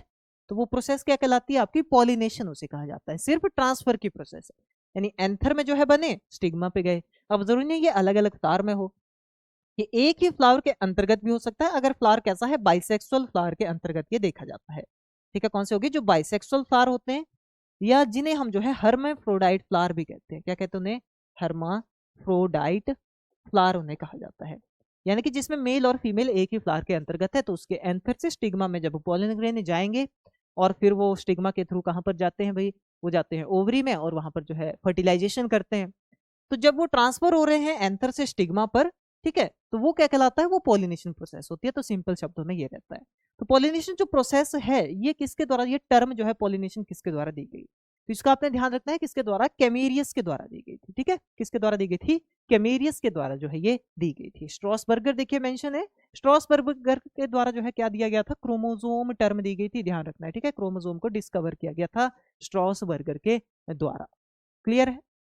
आगे देखिए भाई, cleistogamy is a feature of which type of pollination. तो देखिए पॉलिनेशन में मेजरली हमारे पास दो टाइप होते हैं भाई, एक होता है आपका सेल्फ पॉलिनेशन, ठीक है, कौन सा हो गया, एक हो गया सेल्फ पॉलिनेशन, ओके, और एक हमारे पास रहता है यहाँ पर क्रॉस पॉलिनेशन, ठीक है, कौन सा हो गया, क्रॉस पॉलिनेशन, ठीक है। तो ये दो तरह की पॉलिनेशन देखी जाती है। सेल्फ का मतलब क्या है, जो हमने यहाँ पर समझा, ठीक है, सेल्फ यानी कि बाइसेक्सुअल फ्लावर के अंदर ही जो है यहाँ पर हो रहा है, कोई दूसरे फ्लावर की जरूरत नहीं है, तो वो सेल्फ पॉलिनेशन हो गया। क्रॉस का मतलब कि दोनों अलग अलग फ्लावर हैं या तो अलग अलग प्लांट्स पे हैं, ठीक है, तो तब क्या होता है, इसे क्या कहा जाता है, क्रॉस पॉलिनेशन जो है उसे कहा जाता है। क्लियर है। तो इसमें अगर हम बात करें देखिए, तो क्लिस्टोगैमी एक तरह का मैकेनिज्म होता है यहाँ पर, जो या तो क्रॉस पॉलिनेशन को यहाँ पर फेवर करता है या सेल्फ पॉलिनेशन को फेवर करता है। तो वो आपको बताना है किस तरह की पॉलिनेशन को क्लिस्टोगैमी जो है फेवर करता है। तो उससे पहले हम समझ लेते, देखिए क्लिस्टोगेमी होता क्या है, तब आप जो है इजीली बता पाएंगे। जैसे क्लिस्टोगेमी एक तरह की प्रोसेस यहाँ पर है कि जहां पर क्या देखा जाता है, अनओपन्ड जो फ्लावर होते हैं, ठीक है, अनओपन्ड फ्लावर जो रहते हैं, ठीक है, जो फूल खुले भी नहीं है, उन बंद फूलों के अंदर ही क्या हो जाती है, पॉलिनेशन हो जाती है, ठीक है, अनओपन्ड फ्लावर में ही क्या हो जाती है, पॉलिनेशन हो जाती है। और उसके बाद भी अगर हम बात करें तो वो लाइफ टाइम ओपन नहीं होते हैं, ठीक है, लाइफ टाइम जो है ये फ्लावर कैसे रहते हैं, क्लोज्ड कंडीशन में ही वहां पर हमें देखने को मिलते हैं। तो अब देखिए जो फूल कभी खुला ही नहीं, उसके अंदर जो है वहीं पर पॉलिनेशन हो जा रही है, तो बाहर से किसी भी तरह का कोई पॉलन वहां पर उसको कंटेमिनेट कर ही नहीं पाएगा। तो इसलिए कौन सी पॉलिनेशन होगी, वो होगी हमारे पास सेल्फ पॉलिनेशन, ठीक है, कौन सी होगी, सेल्फ पॉलिनेशन जो है उसे कहा जाएगा, ठीक है, क्या कहलाई वो, सेल्फ पॉलिनेशन कहलाई, क्योंकि यहाँ पर जो है फ्लावर बंद है, दूसरा कोई पॉलन ग्रेन आ ही नहीं पा रहा है, तो यहाँ पर फ्लावर के अंदर ही दोनों है, एंथर भी है, स्टिग्मा भी है, दोनों के बीच में पॉलिनेशन होगी, फ्लावर जो है क्लोज ही रहा, अंदर सीड भी बन गया, सब कुछ हो गया, ठीक है। तो ऐसी पॉलिनेशन जो है सेल्फ पॉलिनेशन होती है, यानी क्लिस्टोगेमी क्या प्रमोट करता है, सेल्फ पॉलिनेशन को प्रमोट करने का जो है एक फैक्टर जो है ये रहता है। इसके अलावा हमारे पास एक और टर्म होती है कैज्मोगेमी, ठीक है, क्लिस्टोगेमी इसके अलावा कैज्मोगेमी एक टर्म होती है, वो भी काफी इंपॉर्टेंट है जानना आपके लिए। कैज्मोगेमी का मतलब क्या है, यहाँ पर फ्लावर खुलता तो है, ये देखा जाता है राइस में आपका, ठीक है, राइस में, व्हीट में, ओके, ये टर्म देखी जाती है क्लिस्टोगेमी वाली।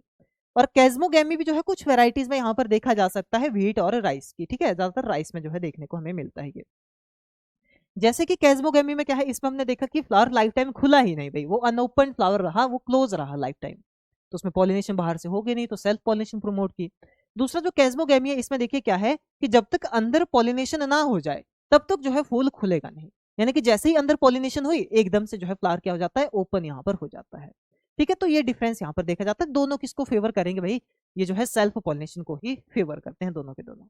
इसके अलावा हमारे पास जो है अदर फैक्टर रहते हैं, जैसे कि आपका एलोगेमी, एलोगेमी भी सेल्फ पॉलिनेशन को कहा जाता है टेक्निकली, ठीक है, ध्यान देना है, एलोगेमी जो है self pollen sorry cross pollination को कहा जाता है आपका, ध्यान देना है, ठीक है, क्या कहा जाता है, क्रॉस पॉलिनेशन को कहा जाता है, और उसको फेवर करने वाला हमारे पास ये गिटनोगेमी जो है देखने को मिलती है, ठीक है। और गिटनोगेमी का एग्जाम्पल भी ध्यान रखना है, मेज है भाई, ठीक है, मेज जो है गिटनोगेमी का एग्जाम्पल है।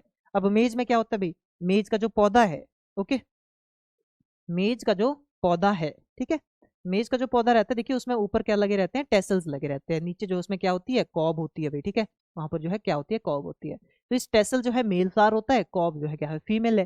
तो इससे जो है यहाँ पर क्या गिरते हैं, जो पोलन ग्रेन है वो यहाँ से यहाँ के लिए गिरते हैं, ठीक है, यहाँ से यहाँ के लिए गिरते हैं। तो अब देखिए यहाँ पर है तो एक ही पौधा, बट फिर भी जो है फ्लावर इसमें अलग अलग है, मेल एंड फीमेल फ्लावर। तो ऐसा मैकेनिज्म जो है क्या कहलाता है, आपका गिटनोगेमी कहलाता है, बाकी वो क्रॉस पॉलिनेशन ही एक तरह की रहती है हमारे पास, ठीक है। तो एलोगेमी क्या हुआ, क्रॉस पॉलिनेशन, ठीक है। और जो सेल्फ पॉलिनेशन वो ऑटोगेमी कहते हैं, ध्यान देना, ये भी क्या कहते हैं भाई, ऑटोगेमी इसे कहा जाता है टेक्निकली, ओके, क्लियर है। आगे देखिए, नेक्स्ट हमारे पास क्वेश्चन है, विच of the following plants is pollinated by water, यानी कि हाइड्रोफिली जिसे कहा जाता है। पॉलिनेशन के डिफरेंट एजेंट होते हैं, पानी के थ्रू हो सकती है, हवा के थ्रू हो सकती है, पानी के द्वारा हो रही है तो उसे हम हाइड्रोफिली कहते हैं, ठीक है। रेन जो आपका विंड है, ठीक है, हवा के थ्रू हो रही है तो उसे हम एनिमोफिली कहते हैं, ओके, इंसेक्ट के थ्रू हो रही है तो उसे हम एंटमोफिली कहते हैं। तो ये हमारे पास डिफरेंट टर्मिनोलॉजी जो यहाँ पर देखने को मिलती है, ठीक है। या अगर कोई एनिमल के थ्रू हो रही है भाई, ठीक है, अगर किसी एनिमल के थ्रू हो रही है तो उसे जूफिली कहा जाता है। तो ऐसे अलग अलग हमारे पास रहते हैं, ठीक है। ह्यूमन कर रहा है तो उसे एंथ्रोफिली कहा जाता है। तो यहाँ पर पूछा गया जो प्लांट्स ऐसा कौन सा है जो वाटर के थ्रू पॉलिनेट होता है, ऐसा कौन सा जो है यहाँ पर पौधा है जिसकी पॉलिनेशन के लिए जो है पानी होना जरूरी है, वाटर के थ्रू जो उसके पॉलिन ग्रेन एंथर से स्टिग्मा तक जो है यहाँ पर पहुंचते हैं, वो आपको जो है यहाँ पर बताना है। तो देखिए आपने ध्यान देना है, एक वाटरी प्लांट हमारे पास रहता है वेनिसलेरिया, ठीक है, कौन सा है, वेलिसनेरिया जो प्लांट है, इसमें क्या पाया जाता है भाई, ये जो है हाइड्रोफिली जो है इसमें देखने को हमें मिलती है, वाटर के थ्रू जो है पॉलन ग्रेन ट्रांसफर होते हैं। अगला क्वेश्चन है, देखिए in angiosperm the phenomenon of double fertilization involve. देखिए जो एंजियोस्पर्म है, एंजियोस्पर्म किसे कहा जाता है, जो फ्लावरिंग प्लांट्स होते हैं, ठीक है, ध्यान देना, एंजियोस्पर्म मतलब flowering plants, okay, flowering plants जिसमें आपको रंग बिरंगे फूल देखने को मिलते हैं, और फूल में जो है मेल एंड फीमेल फ्लावर्स होते हैं, ठीक है, तो वो होते हैं एंजियोस्पर्म भाई, ठीक है। तो यहाँ पर पूछा गया कि एंजियोस्पर्म में जो डबल फर्टिलाइजेशन फिनोमिनन होता है, ठीक है, उसमें क्या चीज देखी जाती है यहाँ पर। तो देखिए आपने ध्यान देना है, डबल फर्टिलाइजेशन का मतलब क्या है कि नाम से पता चल रहा है दो जगह फर्टिलाइजेशन हो रही है, फर्टिलाइजेशन क्या है, जैसे जो पॉलन है वो मेल गैमेट हो गया, ठीक है, पॉलन मेल गैमेट है, और जो ओव्यूल है, ओके ध्यान देना है, ओव्यूल है जो ओवरी में है वो फीमेल गैमेट है। तो पॉलन और ओव्यूल का जब फ्यूजन यहाँ पर होता है, ओके, या इसके ओव्यूल के अंतर्गत जो सेल्स हैं, गैमेट हैं, ठीक है, उसका जब यहाँ पर फ्यूजन होता है, पॉलन ग्रेन के अंदर भी गैमेट होता है और ओव्यूल के अंदर भी गैमेट होता है, तो जब उन दोनों गैमेट का फ्यूजन होता है तो उस प्रोसेस में बनता है फिर जाइगोट। क्या बनता है? जाइगोट फॉर्मेशन होती है, जो फिर न्यू इंडिविजुअल या प्लांट को तैयार करता है या नया बीज बनाता है, ठीक है। तो वो जो जाइगोट बनता है, देखिए जाइगोट बनने के प्रोसेस को फर्टिलाइजेशन हम कहते हैं, ओके, यानी कि फ्यूजन की प्रोसेस को मेल और फीमेल गैमेट की फर्टिलाइजेशन कहा जाता है। तो फर्टिलाइजेशन देखिए एंजियोस्पर्म में दो तरीके से होती है। एक जगह पर जो है फर्टिलाइजेशन होती है तो वहां पर आपका एंडोस्पर्म बनता है, ठीक है, ध्यान देना है, क्या बनता है भाई, प्लांट का जो फूड है, जो सीड का फूड है, ठीक है, सीड में जो फूड मटेरियल होता है उसे एंडोस्पर्म हम कहते हैं, ठीक है। तो एंडोस्पर्म कैसे बनता है भाई, ध्यान देना है, एक तो पोलर न्यूक्लियाई हो गए, पोलर न्यूक्लियाई, ठीक है, पोलर न्यूक्लियाई उसमें रहते हैं। जो पोलर न्यूक्लियाई कितने होते हैं? दो पोलर न्यूक्लियाई। और ये जो पोलन ग्रेन है देखिए इसके अंदर दो गैमेट सेल पाई जाती हैं, ध्यान रखना है, ठीक है, दो गैमेट सेल जो लास्ट में पहुंचती हैं, ठीक है, जो लास्ट में कितनी गैमेट सेल पहुंचती है, एंट्री कितनी करती है भाई अंदर ओवरी के, वो करती हैं दो एंटर, ठीक है, जिसमें से एक जो है यहाँ पर फ्यूज हो जाएगा, जो एक न्यूक्लियस है भैया आपका, ठीक है, एक जो मेल गैमेट है, ठीक है, एक मेल गैमेट यहाँ पर हो गया, यहाँ पर कितना बना भाई, तीन सेल बन गई, यानी एंडोस्पर्म कैसा होता है, 3N होता है ये, ठीक है, तीन सेल वाला होता है, ट्रिप्लॉइड होता है एंडोस्पर्म, ठीक है। तो एक तो ये बन गया बीज का। अब बीज में जो जनरेटिव पार्ट है भाई, कौन सा जनरेटिव पार्ट कौन सा होता है, एम्ब्रियो होता है। तो एम्ब्रियो कैसे बनता है? एम्ब्रियो बनने के लिए जो है, एक तो जो दो मैंने बताया कि पॉलन ग्रेन में दो तरह के हमारे पास यहाँ पर दो जनरेटिव सेल आते हैं भाई, ठीक है, दो जनरेटिव सेल जो फ्यूजन करने वाले सेल है, बाकी एक इसमें ट्यूब सेल भी होता है, ठीक है, 2+1। बाकी ट्यूब सेल खत्म हो जाता है, जैसे पोलन ट्यूब पहुंचती है कहां पर, ओवरी तक, वैसे ट्यूब सेल खत्म हो गई, बाकी बचते हैं फिर ये दो, ठीक है। इसमें क्या होता है भैया आपका, इसमें से जो है एक तो यूज हो गया कहां पर, यहाँ ट्रिपल फ्यूजन में, ठीक है, इसे हम ट्रिपल फ्यूजन कहते हैं, काफी इंपॉर्टेंट है भैया, ठीक है, ट्रिपल फ्यूजन इसे कहा जाता है, क्योंकि यहाँ पर दो पोलर न्यूक्लियाई पहले से थे ओव्यूल के अंदर, ठीक है, एक जो है वहां पर मेल गैमेट आ गया, बन गए तीन, तीन का फ्यूजन हो गया, ट्रिपल फ्यूजन हो गया, तो एक फ्यूजन हो गया ये वाला, ठीक है, ध्यान देना है, एक फ्यूजन हो गया ट्रिपल फ्यूजन वाला, ओके, यानी कि एक फर्टिलाइजेशन होगी ट्रिपल फ्यूजन वाली। और इसके बाद यहां पर हमने क्या बात की, जो एम्ब्रियो बनता है उसमें एक तो होगा एग सेल, क्या होगा, एक होगा एग सेल, प्लस दूसरा क्या रहता है उसमें, दूसरा ये जो पोलन ग्रेन का दूसरा वाला आया है, एक यहाँ पर फ्यूज हो गया, दूसरी जो सेल होगी वो कहां पर फ्यूज होगी, वो यहाँ पर फ्यूज होगी भाई, मेल गैमेट, ठीक है, एक मेल गैमेट, एग सेल एक ही थी, तो यहाँ पर बना हमारे पास 2N, ओके। तो एम्ब्रियो हो गया कैसा, डिप्लॉइड 2N, और एंडोस्पर्म हो गया ट्रिप्लॉइड 3N। तो एक बार फर्टिलाइजेशन यहाँ पर हुई, देखिए हमने देखा यहाँ पर, और दूसरी बार जो फर्टिलाइजेशन हुई वो हुई आपकी यहाँ पर, कहाँ पर, एम्ब्रियो बनाने में, एंडोस्पर्म बनाने में फर्टिलाइजेशन हुई एक बार, एम्ब्रियो बनाने में फर्टिलाइजेशन हुई एक बार, यानी कि होती है एक साथ है, ये अपनी जगह यहाँ पर होती रहती है, अपनी जगह यहाँ पर होती रहती है, ठीक है। बट हुई कितने, एक ओव्यूल के अंदर दो जगह फर्टिलाइजेशन हुई, उसी को हम डबल फर्टिलाइजेशन कह रहे हैं यहाँ पर, ओके। तो इससे हमें समझ जाना चाहिए भाई क्या होता है यहाँ पर, राइट आंसर कौन सा हो जाएगा, जैसे दिया गया ऑप्शन 2 पोलन ट्यूब एंटरिंग दी ओव्यूल, ये नहीं होता भाई, 1 male gamete fusing with 2 egg, ये भी नहीं होता भाई, 1 male gamete fusing with egg other with polar nuclear, ये राइट आंसर हो जाएगा, ऑप्शन नंबर 3 है, ठीक है, ध्यान देना, ऑप्शन नंबर 3 जो है राइट आंसर हमारे पास रहेगा। क्लियर है भाई, ठीक है, इस तरह से डबल फर्टिलाइजेशन जो है देखी जाती है पौधों में। अगली देखिए बात करें, हर्कोगेमी इज डिफाइंड एज, जैसे कि देखिए अब पॉलिनेशन हो रही है, फर्टिलाइजेशन हो रही है, तो प्लांट है इसमें अलग अलग बैरियर भी आ जाते हैं भाई, ठीक है, जरूरी नहीं हर एक पॉलन को जो है पौधा एक्सेप्ट कर ही ले, कोई भी पॉलन आ रहा है कि वो जो है फ्यूज कर दे रहा है उसको, तो ऐसा नहीं देखा जाता, कई बार जो है यहाँ पर डिसफेवर भी करता है, स्टिग्मा जो है जर्मिनेट ही नहीं होने देता, या स्टिग्मा के ऊपर कुछ ऐसी कंडीशन होती है या ऐसी कोई लेयर होगी जो जो है पॉलन को जर्मिनेट ही नहीं होने दे रही है उसके ऊपर, जिसके कारण वो फिर फर्टिलाइजेशन नहीं कर पाएगा।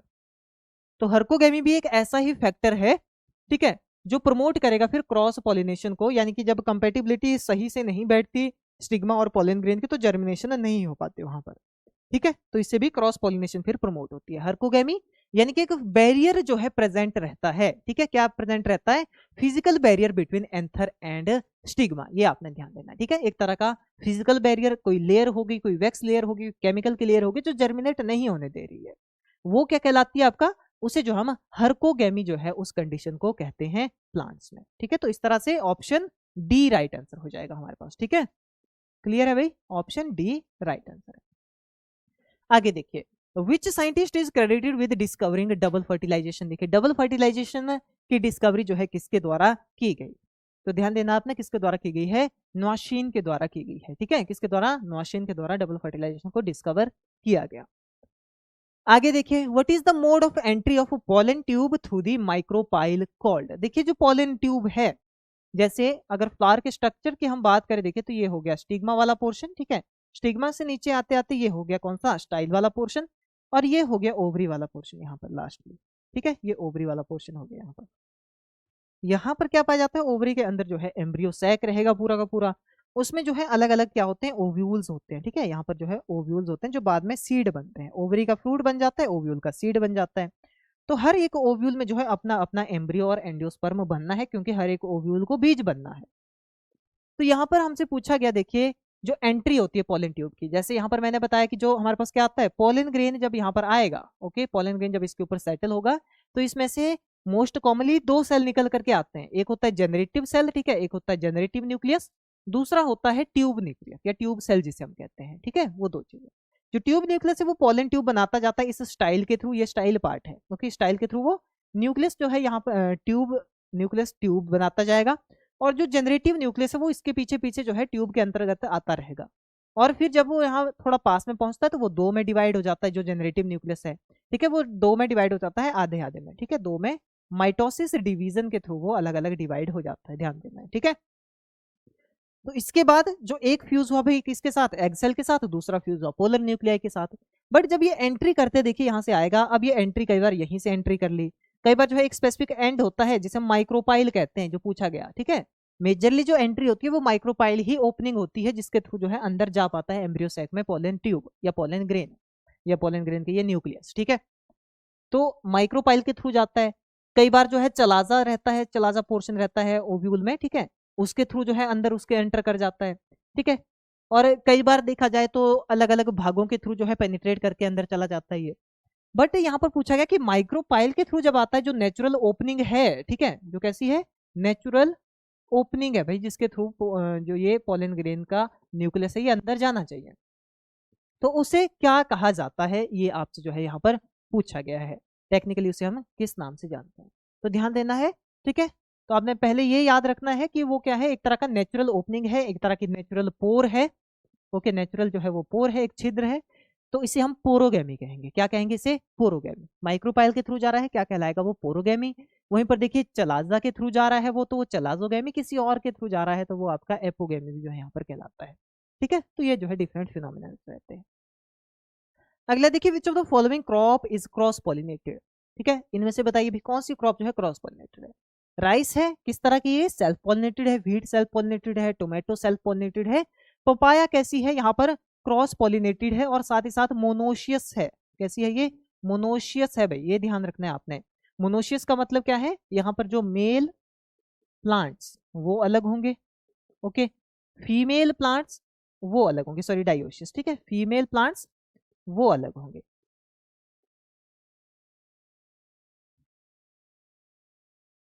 ठीक है, कैसा होता है ये, डायोशियस होता है।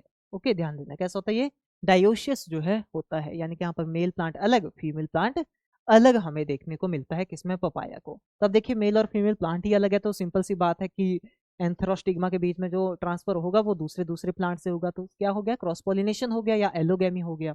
ठीक है, बाकी राइस हो गया, व्हीट हो गया, टोमेटो हो गया, सब में जो है यहाँ पर बाइसेक्सुअल, या इसके अलावा जिसे हम क्या कहते हैं, हर्माफ्रोडाइट फ्लावर देखने को मिलते हैं। कौन से, हर्माफ्रोडाइट फ्लावर जो है यहाँ पर देखने को मिलते हैं। ठीक है, आगे देखिए, which adaptation promote cross pollination by ensuring different style length.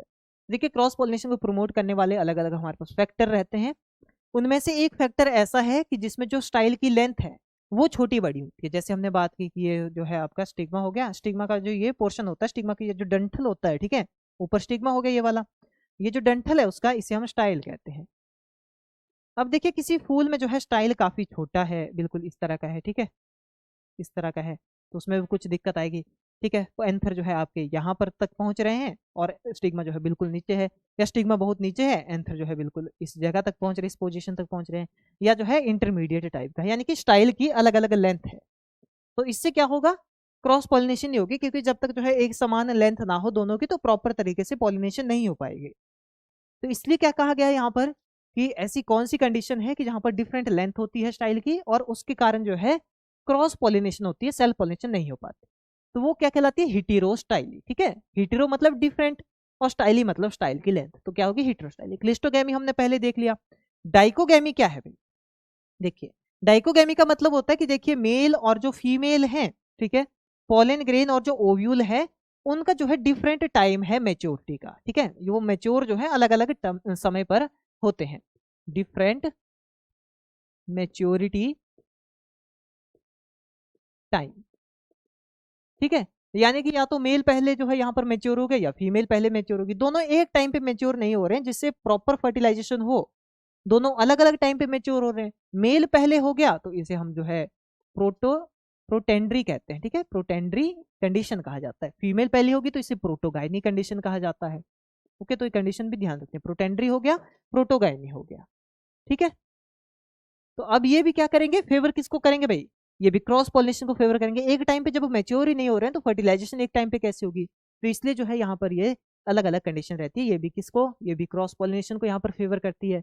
But यहाँ पर जो है टाइम अलग अलग है तब फेवर कर रही है। पूछा गया था कि स्टाइल लेंथ अलग अलग है तो हिट्रो स्टाइल हमारे पास राइट है। हर्कोगैमी फिजिकल बैरियर वाला जो हमने देख लिया। ठीक है, लास्ट क्वेश्चन देखिए आज की क्लास का हमारे पास रहता है यहाँ पर, what does the ovule develop into after fertilization. बताइए भाई किस चीज में डेवलप होता है ओव्यूल जब जो है फर्टिलाइजेशन होने के बाद कंप्लीटली मैच्योर होता है, तो किस चीज में मैच्योर होता है। तो ध्यान देना है, देखिए आपने ओव्यूल से क्या बनता है, सीड बनता है। ठीक है, ये हमारे पास राइट आंसर हो जाएगा, option number B right answer हो जाएगा। ठीक है, ध्यान देना है, ओव्यूल से क्या बनेगा, सीड बनेगा। ओवरी से क्या बनता है, फ्रूट बनता है। ठीक है, क्या बनता है भाई, फ्रूट बनता है ओवरी से।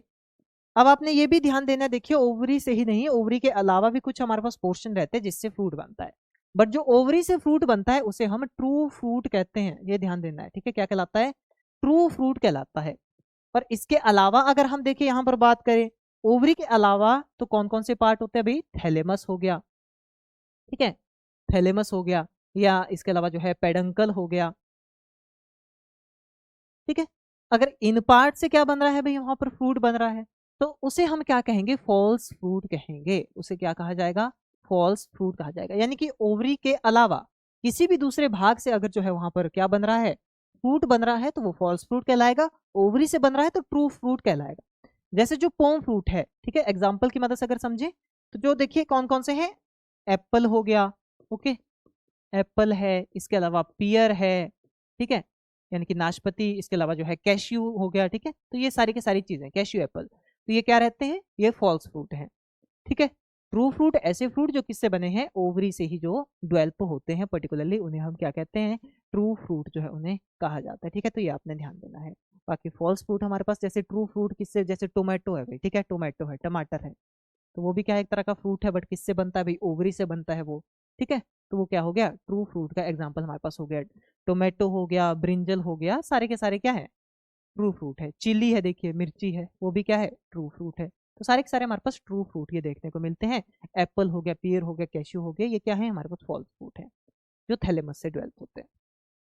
एम्ब्रियो क्या है भाई, एम्ब्रियो जो है आपका मोस्ट जो कैसा होता है, लिविंग पार्ट होता है सीड के अंदर। ठीक है, लिविंग पार्ट ऑफ सीड क्या कहलाता है, एम्ब्रियो कहलाता है।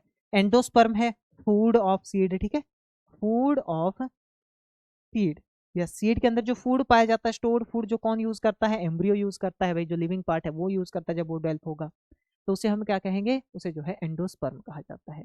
और हमने पहले भी बात की, ये एम्ब्रियो कैसा होता है, 2n होता है डिप्लॉइड, और ये जो एंडोस्पर्म है ये होता है ट्रिप्लॉइड। कैसा होता है, ट्रिप्लॉइड होता है, 3n होता है। ठीक है, क्लियर हो गया भाई। तो इस तरह से देखिए आज की हमारी पर्टिकुलर क्लास जो है कंप्लीट होती है। 30 मोस्ट इंपॉर्टेंट क्वेश्चंस हमने यहाँ पर डिस्कस किए, जो ज्यादातर आपके बायोलॉजी से ज्यादा जो है यहाँ पर रिलेटेड थे, क्योंकि आपके एग्जाम में ये पूछे गए थे इस तरह के क्वेश्चंस। ठीक है, बाकी नेक्स्ट क्लासेस में हम कंप्लीटली जो है एग्रीकल्चर के और हॉर्टिकल्चर के जितने भी एलिट सब्जेक्ट हमारे पास देखने को मिलते हैं जिससे क्वेश्चन पूछे गए हैं, उनसे रिलेटेड क्वेश्चन जो है यहाँ पर नेक्स्ट क्लास में हम डिस्कस करेंगे। और अपनी 10 क्लासेस के माध्यम से पूरे के पूरे जितने इंपॉर्टेंट क्वेश्चन बनते हैं आपके, उनको जो हम डिस्कस कर लेंगे। ठीक है, तो चलिए मिलते हैं नेक्स्ट सेशन में, तब तक के लिए थैंक यू, धन्यवाद।